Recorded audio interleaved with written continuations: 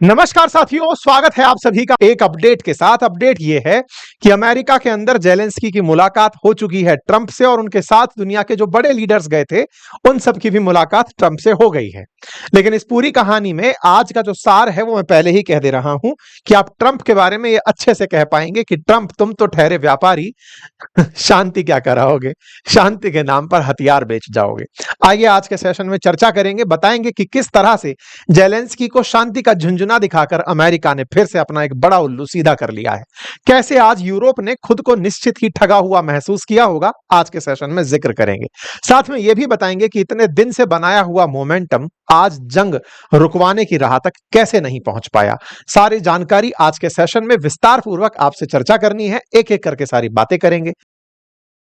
बातों में सबसे पहले आपके सामने वो तस्वीरें जिन्हें देख करके कुछ पुरानी यादें ताजा होती हैं, फरवरी की यादें ताजा होती हैं, जब ट्रंप और जेलेंस्की साथ बैठे थे।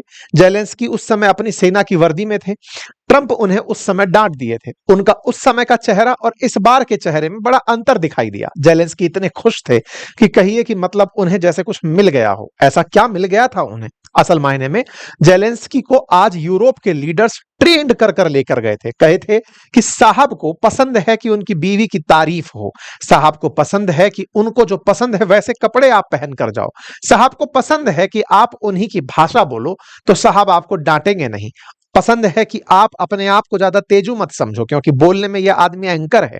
तो ऐसे में जेलेंस्की ने आज दूसरा रूप अपनाया, अपने पुराने रूप में चले गए। जेलेंस्की जो अचानक सेना के अधिकारी बने हुए घूम रहे थे वो वास्तविकता में थे पेशे से कॉमेडियन ही, और आज उनके चेहरे पर वो कॉमेडी का अंदाज ट्रंप के सामने दिखाई दिया जब वो जी खोल कर हंस रहे थे। किसी ने सोचा होगा कि ऐसा जेलेंस्की को क्या मिल गया कि ये ट्रंप के सामने अपनी लाफ्टर को कंट्रोल नहीं कर पाए। ऐसा क्या था, ट्रंप ने इन्हें ऐसा क्या दे दिया? बोले साहब इज्जत दे दी। वो इज्जत जो इन्होंने कभी फरवरी में इनसे ले ली थी, आज वो उसे बड़ी कीमत अदा करके दे दी गई कि लो बेटा जेलेंस्की, तुम्हें अब हम इज्जत देते हैं। इस इज्जत में आप ट्रंप के साथ जेलेंस्की को खड़ा देखते हैं, लेकिन साथ में आप देखते हैं कि यूरोप के तमाम बड़े लीडर्स भी इस फ्रेम में एक साथ दिखाई देते हैं। और इन फ्रेम में आपको जहां एक और दिखाई दे रहे हैं, मैक्रोन दिखाई दे रहे हैं, मर्ज दिखाई दे रहे हैं, मेलोनिया दिखाई दे रही हैं, रूट दिखाई दे रहे हैं, फिनलैंड के पीएम, ब्रिटेन के पीएम, उर्सुला वॉन डेर, बड़े बड़े नेता आपको यहां पर एक साथ एक ही फ्रेम में दिखाई पड़ते हैं। जब आप इस फ्रेम को देखते हो तो निश्चित ही मन में ख्याल आता है कि ये सब लोग आए क्यों थे। ये सब लोग आए थे इन भाई साहब के लिए बात करने। किन से बात करने के लिए? ट्रंप से बात करने। क्या बात करनी थी इन सबको? इन सबको ट्रंप से यह बात करनी थी कि सर इस बार इस आदमी को मत डांट देना, हम सिखा कर लाए हैं। आप कहेंगे सर आप मजाक कर रहे हैं। जी मजाक नहीं कर रहा हूं, मीडिया रिपोर्ट्स हैं, बताया जा रहा है कि इन्हें कैसे बात करनी है ये भी ट्रेन करके यूरोपियन लीडर्स लेकर आए थे।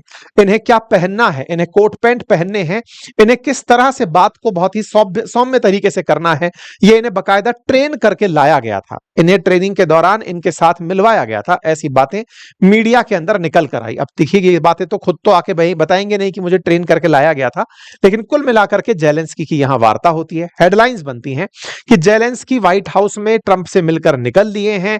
ऐसे में अब क्या होगा, ऐसी घटना क्या होगी जिस समय पर ट्रंप जो हैं उन्होंने बीच रास्ते में मीटिंग रोक करके पुतिन से बातचीत की और कही कि साहब मैंने जेलेंस्की से बात की है, बताइए आगे क्या बोलूं। इस तरह से ट्रंप ने पुतिन से बातचीत की। लगभग 40 मिनट बातचीत चली, बीच मीटिंग रुकी रही, पुतिन से बातचीत होती रही और पुतिन उधर से धमका कर कह दिए बाकी सब सही है। जो इतने दिन से हम मीडिया में देख रहे हैं, अंकित अवस्थी अपने सेशंस में बार बार बता रहे हैं कि इन्हें नाटो में और ईयू में शामिल किया जा सकता है, ऐसा मत करिएगा। अगर आप लोगों ने ट्राई किया कि यूक्रेन के अंदर आकर के नाटो फोर्सेस रहने लगेंगी, यह हमें बर्दाश्त नहीं होगा। पुतिन ने उधर से धमकाया, ट्रंप ने जेलेंस्की को वापस घर भिजवाया कि बेटा तुम घर जाओ, बाद में बात करते हैं, क्योंकि पहले उनसे बात करनी पड़ेगी कि वो चाहते क्या हैं तुमसे। इसका मतलब ट्रंप को पुतिन से इंस्ट्रक्शंस लेने पड़ रहे थे कि भाई मैं जेलेंस्की को क्या बताऊं, जरा बता दो ताकि मैं उस हिसाब से आगे चलूं। इस बीच में निश्चित ही पुतिन ने ट्रंप को समझाया होगा कि भैया बहुत खर्चा कर लिए हो, हमसे हमारे ऊपर से B-2 बॉम्बर उड़ा करके तुम शो ऑफ भी कर लिए हो, अलास्का में उड़कर आए हो, थोड़ा सा विज्ञापन का खर्चा भी तुम्हारा हुआ होगा, कुछ तो वसूले कि नहीं? बोले बढ़िया वसूल लिए, डरा डरा कर इनको $150 बिलियन के हथियार बेचने का ऑफर दे दिए हैं। इसीलिए मैंने शुरुआत में कहा था कि ट्रंप तो ठहरे व्यापारी, जंग क्या रुकवाएंगे। कुल मिलाकर के यूक्रेन ने $150 बिलियन का यूरोप से मिले पैसे का अमेरिका से सौदा करने का विचार कर लिया है। अब ये क्या कहानी है? क्या ये कौन सी सुरक्षा गारंटी है जिसके चलते किसी का पैसा किसी के काम आने जा रहा है? आप सभी जानते हैं यूक्रेन की जंग में यूरोप और अमेरिकन देश यूरोप की तरफ से और अमेरिका की तरफ से यूक्रेन को लड़ने के लिए कुछ मदद भेज रहे हैं, और इन सभी मदद में उसको कहा जा रहा है कि तुम लड़ो, हम तुम्हारे साथ हैं, लेकिन इस पैसे से कुछ खरीदो। इस पैसे से खरीदने के लिए सबसे बेहतर विकल्प जो सबसे पहले निकल कर आया वो था अमेरिका से वेपन खरीदो। अमेरिका ने कहा कि मैं इस वेपन को बेचने को तैयार हूं। ट्रंप वाकई में व्यापारी निकले। पहले अमेरिका ने बिना किसी गारंटी के जो ट्रंप को जेलेंस्की को पैसा दिया था, उसके बदले अमेरिका ने यूक्रेन का आधे समय के लिए या आधे यूक्रेन के मिनरल्स पर कब्जा कर लिया। अब यूरोप से मिले पैसे को भी सोखने का तरीका निकाल लिया। तो क्या जंग रुकी? नहीं रुकी। क्या जंग को लेकर कोई बात बनी? कोई बात नहीं बनी। पुतिन के ऊपर सैंक्शन लगे? नहीं लगे। तो फिर हुआ क्या था? तो आइए देख लेते हैं क्या क्या हुआ था। साथियों, यहां से आगे हुए चलते हुए अब हम एक एक करके आपके सामने जानकारी साझा करते हैं कि कैसे ये सारी घटनाओं को अंजाम दिया गया। तारीख थी 19 अगस्त।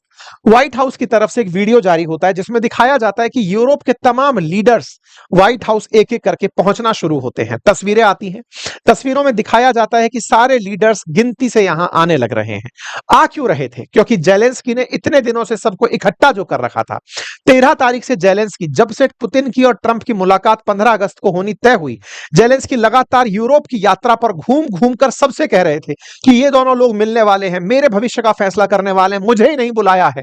तो यूरोप के देशों ने कहा कि अगर तुम्हारे साथ बुरा हुआ तो हमारे साथ भी हो जाएगा, तो चलो एक काम करते हैं, हम तुम्हारे साथ चलेंगे और कहकर आएंगे कि यदि यूक्रेन के साथ कुछ बेहतर करना चाहते हो तो या तो उसे ईयू में आने दो या उसे नाटो में जाने दो, साथ ही साथ उसे कुछ इस तरह की सिक्योरिटी गारंटी दो ताकि उसे भविष्य में रूस का डर खत्म हो जाए। इन्हीं सब के बीच में जेलेंस्की पहुंचते हैं। इंटरेस्टिंग था कि ट्रंप जेलेंस्की को रिसीव करने खड़े थे, बाकी तमाम बड़े जो नेता थे वो ऑटोमेटिक एक प्रोटोकॉल ऑफिसर के माध्यम से ओवल ऑफिस पहुंचते रहे। जेलेंस्की को बड़े ही इज्जत से ले जाया गया। जेलेंस्की बड़ी गर्मजोशी से मुलाकात किए। मुलाकात में ट्रंप इनके चेहरे को देख करके बड़े ही स्माइलिंग अंदाज में बातचीत कर रहे थे। इसी बीच में इन्होंने अपने साथ में रखा हुआ एक लेटर उठाकर ट्रंप को सौंपा। यह लेटर एक तरह से कहा जाए तो धन्यवाद पत्र था, जो कि एक फर्स्ट लेडी ऑफ यूक्रेन के द्वारा फर्स्ट लेडी ऑफ यूएसए को दिया गया था। ऐसा क्या था इस पत्र में?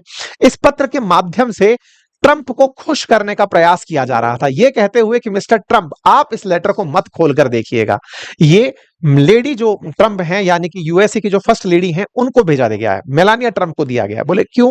बोले क्योंकि जब पुतिन आए थे तो मेलानिया ट्रंप ने पुतिन से कहा था कि यूक्रेन के जिन बच्चों को आप लोगों ने कब्जे में ले रखा है उन्हें रिहा करो। इस बात को देखते हुए मेरी पत्नी ने उन्हें धन्यवाद पत्र भेजा है और उन्हें यह पत्र सौंपिएगा। इसके बाद ट्रंप थोड़े स्माइलिंग फेस पर आ गए। जेलेंस्की को फरवरी की जो डर या टेंशन थी वो थोड़ी थोड़ी रिलीव होने लगी कि ट्रंप कम से कम आज ग्रिल नहीं करेंगे। ग्रिल से याद आया, जेडी वेंस भी इस बार यहां बैठे थे जो लास्ट टाइम जेलेंस्की पर बहुत हावी थे। इस बार वो कुछ नहीं बोले, लेकिन हां, इस बार वो पत्रकार यहां फिर था जिसने पिछली बार इनसे कहा था कि आप सूट पहनकर क्यों नहीं आए। इस बार जब वो पत्रकार था तो ट्रंप ने रिकॉग्नाइज कराया कि देखा, तुमसे पिछली बार वही पूछा था कि सूट क्यों नहीं पहने। इस पर जेलेंस्की ने कहा, सर मैं इस बार सूट पहनकर आया हूं, लेकिन इस पत्रकार ने तब से सूट नहीं बदला है। बड़ा ही चिल टाइप का माहौल था, लेकिन ट्रंप तो ठहरे ट्रंप। इन्होंने यहां पर फिर एक तंज कस दिया और कहा कि जेलेंस्की कब करा रहे हो इलेक्शन? तो इन्होंने कहा जब तक सीज फायर नहीं हो जाता, जमीन से, आसमान से, पानी से हम पर होने वाले हमले नहीं रुक जाते। इस पर उन्होंने फिर एक सरकास्टिक तरीके से सवाल किया, इसका मतलब युद्ध होने पर चुनाव रुक जाते हैं? तो ऐसे में तो क्या अमेरिका में भी अगर युद्ध होगा तो क्या चुनाव रुक जाएंगे? यह सवाल था 47वें अमेरिकी राष्ट्रपति डोनाल्ड ट्रंप का, जो कि 48वें बनने की चाह देखते हैं, लेकिन अमेरिका में कानून कहता है कि आप केवल 2 ही बार राष्ट्रपति बन सकते हैं। यानी ट्रंप ने अपने आप को इस तरह से रखा कि अगर क्या अमेरिका युद्ध में हो तो क्या हमारे यहां पर चुनाव रुक जाएंगे?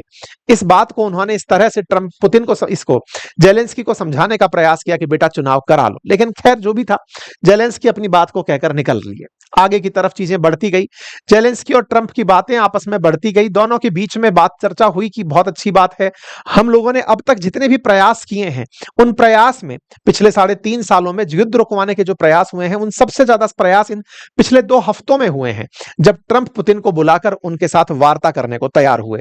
ट्रंप ने अपने साथ अपना पूरा की पूरा बड़ा कैबिनेट इकट्ठा करके बिठाया हुआ था, डिफेंस मिनिस्टर, विदेश मिनिस्टर, वाणिज्य मिनिस्टर, उपराष्ट्रपति, सबको साथ में लिया हुआ था जेलेंस्की से बातचीत करने के लिए। ऐसे में इस बात के साथ साथ ही ट्रंप बीच में रुक करके पुतिन से बातचीत करने निकल पड़े और पुतिन से बातचीत की गई और बातचीत में उनसे कहा गया कि हाँ भाई बताइए कि आप लोग जो है ना वो क्या बात कर सकते हैं। मैं आऊंगा उस बात पर एक बार के लिए।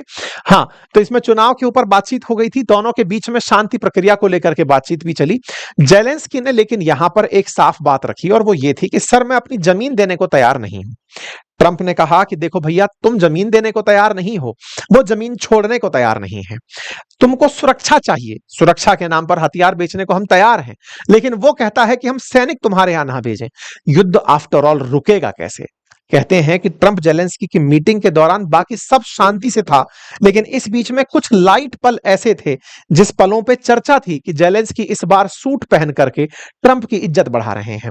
ट्रंप ने अपनी तरफ से कहा कि ट्रंप अमेरिका का यूक्रेन को समर्थन बना रहेगा, भले ही वो नाटो मेंबर ना बने, क्योंकि ये बात रूस ने कल क्लियर कर दी थी, बाकी सब सही है, नाटो की मेंबरशिप के बारे में ऑफर मत कर दीजिएगा। तो यहां पर अमेरिका कहता है कि नाटो मेंबर भले ही ना बने, लेकिन अमेरिका यूक्रेन की बहुत अच्छी सुरक्षा करेगा। यूक्रेन में शांति बनाए रखने के लिए अमेरिकी सैनिक भेजने पर विचार कर सकता हूं, भेजूंगा नहीं ऐसा कुछ नहीं कहा। युद्ध जरूर खत्म होगा, लेकिन कब खत्म होगा इसकी कोई जानकारी नहीं है। रूस, यूक्रेन, अमेरिका की एक बैठक होगी, उसमें युद्ध खत्म होने की संभावना है, यानी कि ट्रंप भी समझ गए कि पुतिन के आगे उनकी कुछ नहीं चलेगी। युद्ध तब खत्म होगा जब उसका समय आएगा, मैं ठीक ठीक नहीं बता सकता, लेकिन यह खत्म होगा। ये वो ट्रंप हैं जिनके द्वारा यह कहा जाता था कि मैं एक दिन में युद्ध रुकवा दूंगा, मैं जिस समय चाहूंगा युद्ध रुकवा दूंगा, राष्ट्रपति बनते ही रुकवा दूंगा। आज उनके बयान हैं युद्ध खत्म होगा, लेकिन पता नहीं कब खत्म होगा। इससे ज्यादा उनको क्या निराशा देखने को मिलेगी। जंग रोकने के बारे में बातचीत करने के लिए सीज फायर की जरूरत नहीं है, और अगर बातचीत ही करनी है तो उसके लिए युद्ध क्यों रुकवाना, बातचीत तो चलती रहनी चाहिए। मतलब यह था कि ट्रंप कहीं ना कहीं पुतिन के सामने अपने हथियार डाल चुके हैं कि भाई हमारी तुम्हारे आगे कुछ नहीं चल रही है। इधर जेलेंस्की कहते हैं कि डिप्लोमेटिक रास्ता अपनाने को वो तैयार हैं, लेकिन जमीन की अदला बदली को वो भी तैयार नहीं है। मतलब यह अपने आप में फिर से एक ऐसी चैलेंजिंग सिचुएशन निकल कर आई कि आप सब कुछ कर सकते हो, लेकिन सब मैं जमीन बदलना नहीं चाहता। जंग खत्म होने के बाद ही वह राष्ट्रपति चुनाव हो सकते हैं, जंग जारी रहते हुए मुमकिन नहीं है। जबकि पुतिन चाहते हैं कि जेलेंस्की चुनाव करवाएं। पुतिन चाहते हैं कि जेलेंस्की अपने पद से हटें, लेकिन जेलेंस्की चाहते हैं कि वो चुनाव में भी नहीं उतरेंगे, जमीन भी नहीं देंगे और अमेरिका से हथियार भी लेंगे। यानी कि दोनों अभी भी अपनी अपनी हठधर्मिता पर अड़े हुए हैं। एक मैप बड़ा सुर्खियों में रहा, वो मैप था जेलेंस्की और ट्रंप के पीछे लगा हुआ मैप, जिसके अंदर यूक्रेन का वो नक्शा दिखाया गया जो कब्जे में है। इस नक्शे के अंदर बताया गया कि कितना कितना हिस्सा यूक्रेन का रूसी कब्जे में है। इस कब्जे को देखकर एक बार के लिए ऐसा लगा कि ट्रंप जेलेंस्की को समझाने लग रहे हैं कि तुम अगर ये क्षेत्र दे दो तो ये सारा मामला सुलट जाए, लेकिन जेलेंस्की थे कि वो मानने को तैयार नहीं थे।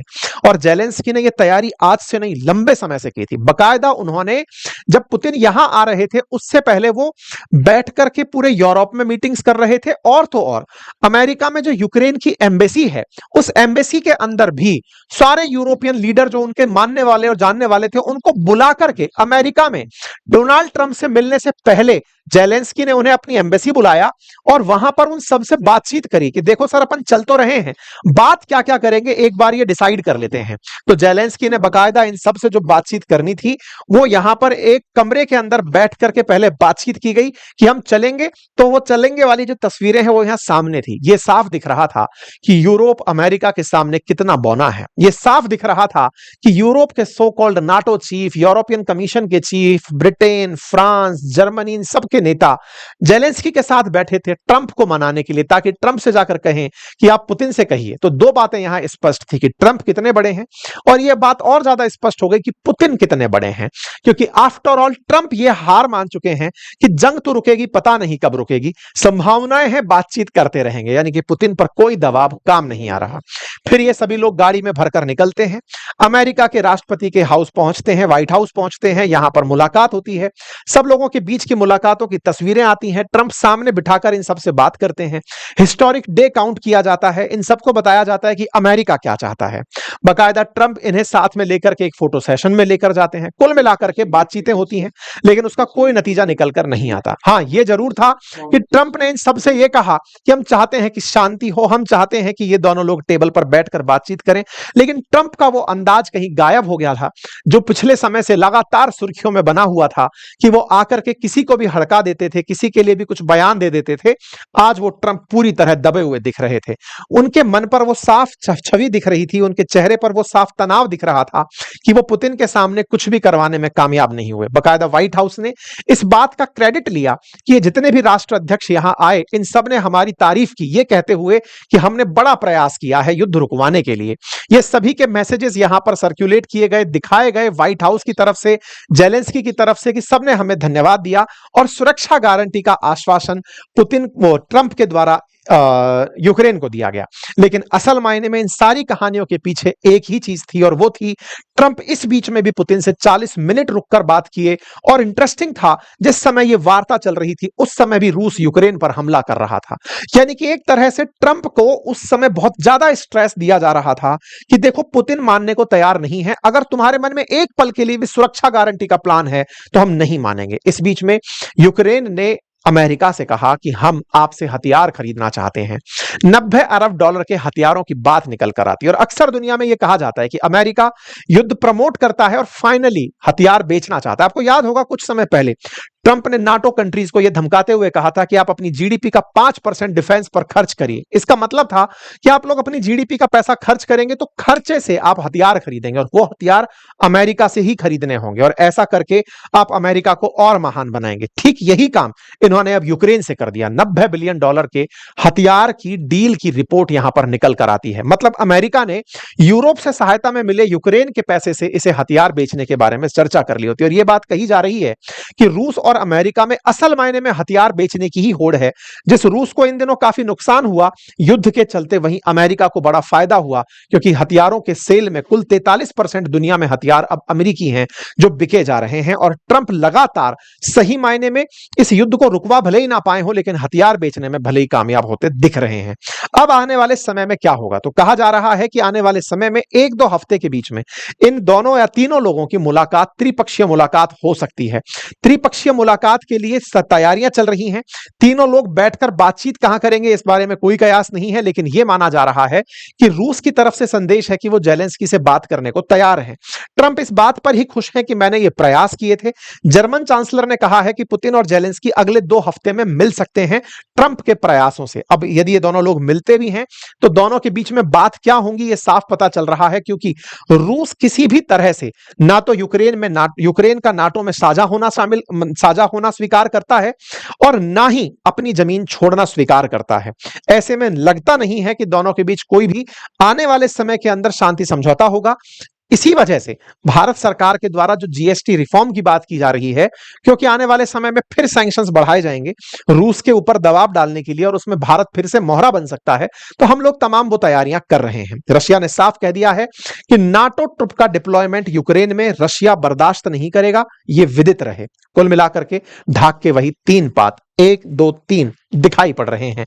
आने वाली स्थिति में हम अपनी चिंता करें वही पर्याप्त है, क्योंकि दुनिया में ये सारे लोग युद्ध को जारी रखने में ही अपना भला समझते हैं।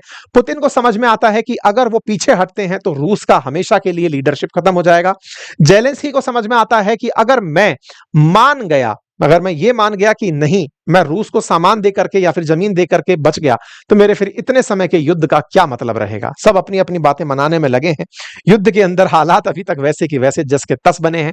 आप लोगों को क्या लगता है, अपनी राय जरूर कमेंट बॉक्स में बताइएगा। Thank you so much.